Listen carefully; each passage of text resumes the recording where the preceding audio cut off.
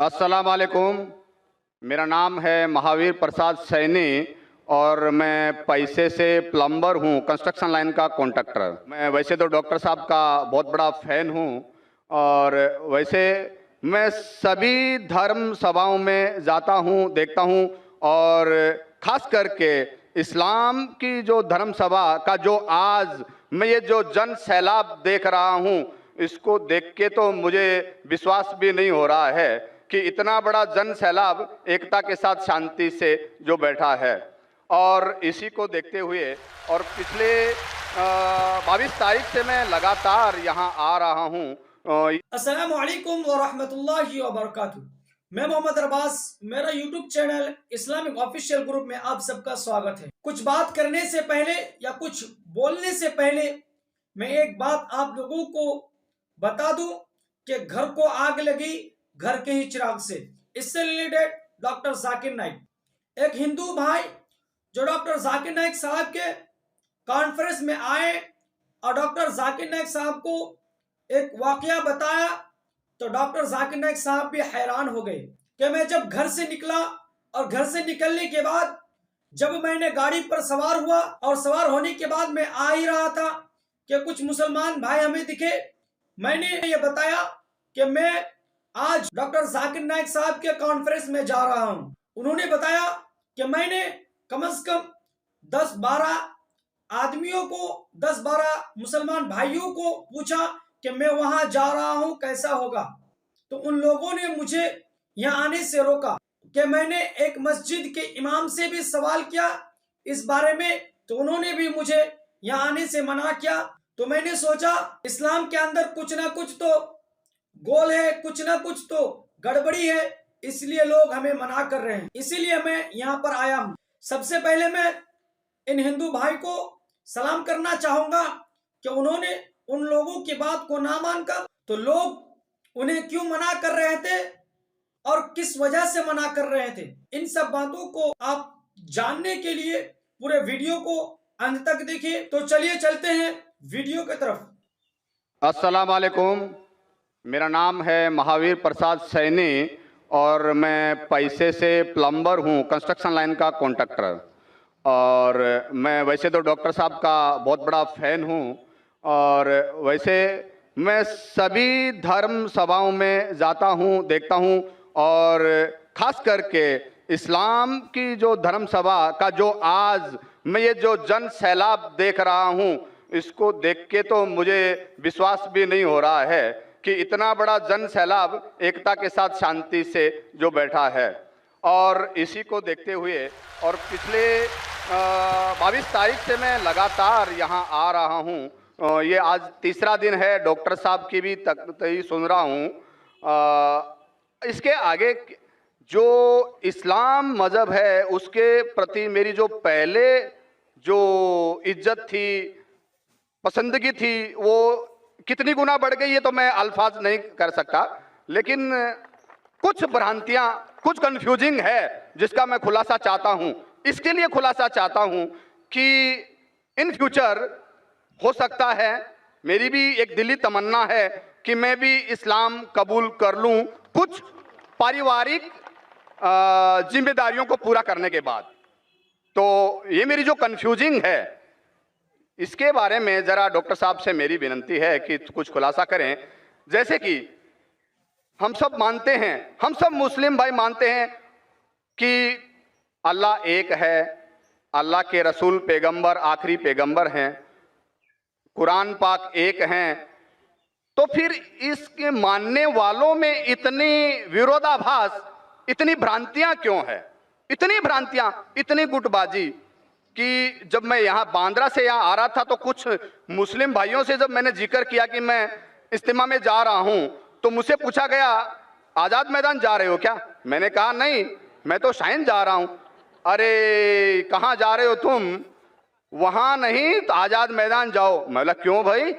वहाँ भी अल्लाह को एक मानते हैं, कुरान की कवायद होती है। और मैंने डॉक्टर साहब का जैसे सुना, हदीस की, कुरान की, सुन्नत की जो बातें होती है मेरे को बहुत पसंद है और वही चीज़ें हैं आम इस्लाम में, फिर तुम क्यों बुराई क्यों कर रहे हो? तो میں نے جب 10 لوگوں سے پوچھا تو 10 میں سے 10 لوگوں نے مجھے منع کیا، یعنی کہ 100% منع کیا. اور 10 میں سے ایک تو ہمارے ایک مسجد کے جناب جی تھے جو نماز پڑھاتے ہیں، انہوں نے بھی مجھے منع کیا کہ تمہارا ایمان خراب ہو جائے گا.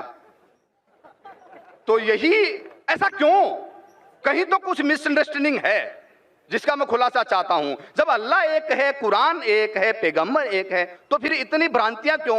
آپس کے اندر اتنی کھیچم کھاچ کیوں؟ بھائی صاحب نے ایک بہت اہم سوال کیا.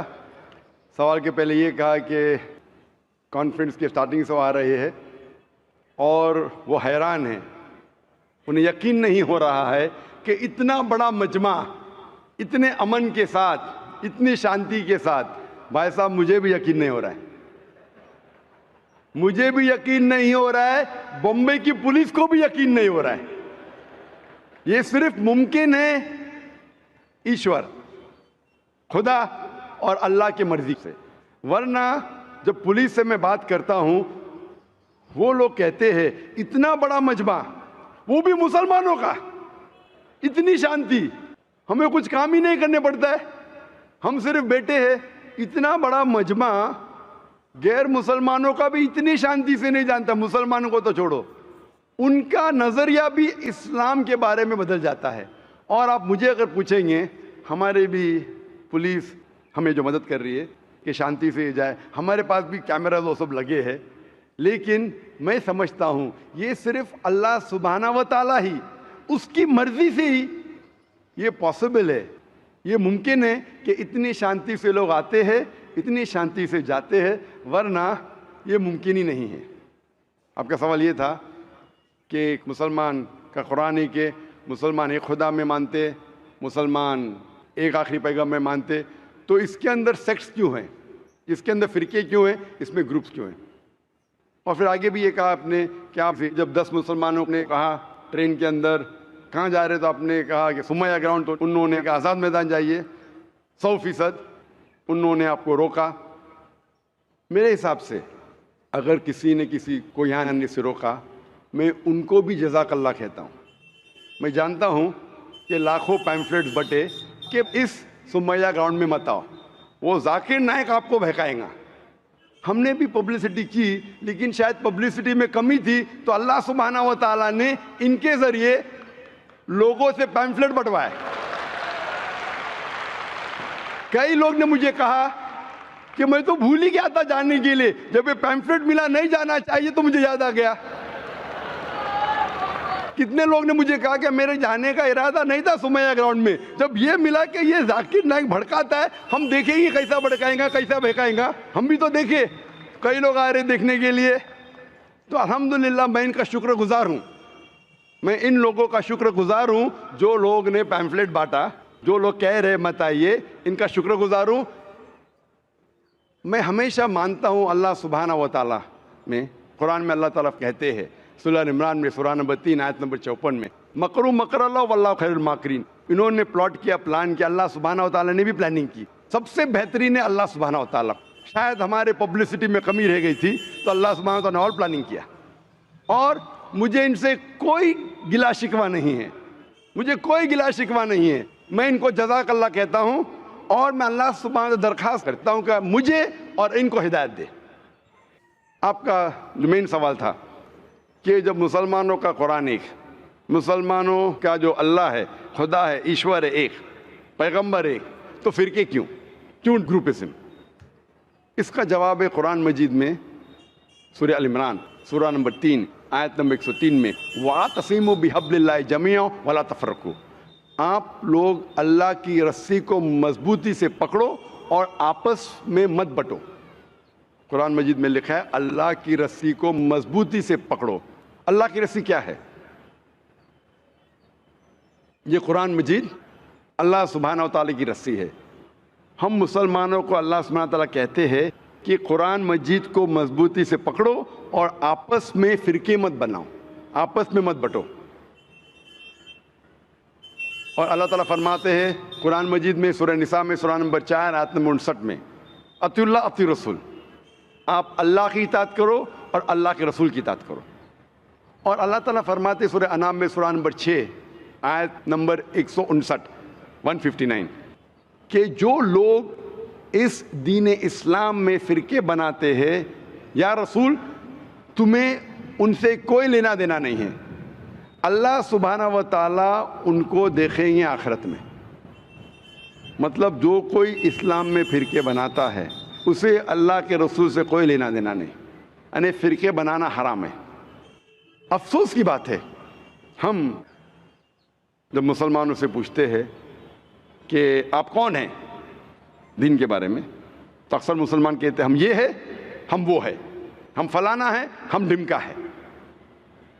اللہ کے رسول کیا تھے؟ یہ تھے، وہ تھے، کیا تھے؟ قرآن مجید میں لکھا ہے سورہ ال عمران میں سورہ نمبر 3 آیت نمبر 52 میں عیسیٰ علیہ السلام مسلم تھے۔ قرآن میں لکھا ہے سورہ ال عمران میں سورہ نمبر 3 آیت نمبر 67 میں ابراہیم علیہ السلام نہ یہود تھے نہ نصارہ تھے، وہ مسلم تھے۔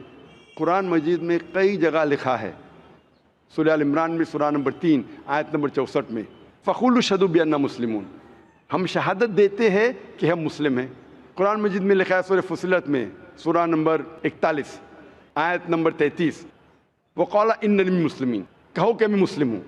کئی جگہ قرآن میں 20 سے زیادہ مرتبہ قرآن میں کہا گیا اپنے آپ کو مسلم کہو، مسلم کہو، مسلم کہو۔ ابراہیم علیہ السلام جب دعا کرتے اللہ سبحانہ تعالیٰ سے سورہ بقرہ سورہ 2 کہ میرے بچوں کو، میرے نسل کو مسلم بنا۔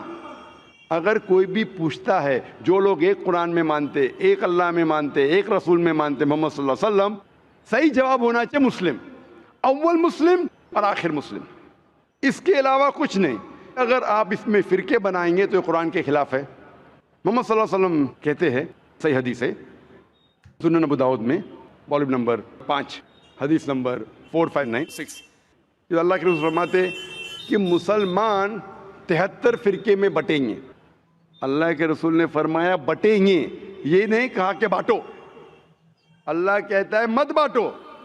اللہ کے رسول جانتے ہیں اللہ کے کہنے کے بعد کہ مت بانٹو، پھر بھی یہ مسلمان لوگ اسلام کو فرقے میں بانٹیں گے۔ اور ایک حدیث اللہ کے رسول کی ترمذی کی، جس میں اللہ کے رسول نے فرمایا کہ مسلمان 73 فرقے میں بٹیں گے اور ان میں سے ایک ہی جنت میں جائے گا۔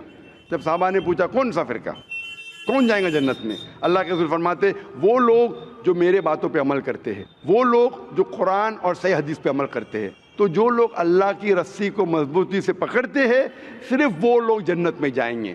ہمیں اسلام، دین اسلام کو کوئی بھی فرقے میں بانٹنے کی ضرورت نہیں۔ اسلام کو فرقے میں بانٹنا غلط ہے، اور جو بھی کوئی مسلمان اسلام کو فرقے میں بانٹتا ہے وہ ایک صحیح مسلمان نہیں ہے۔ ہمیں صرف اللہ اور اللہ کے رسول میں ماننا چاہیے اور اس پہ ایمان لانا چاہیے۔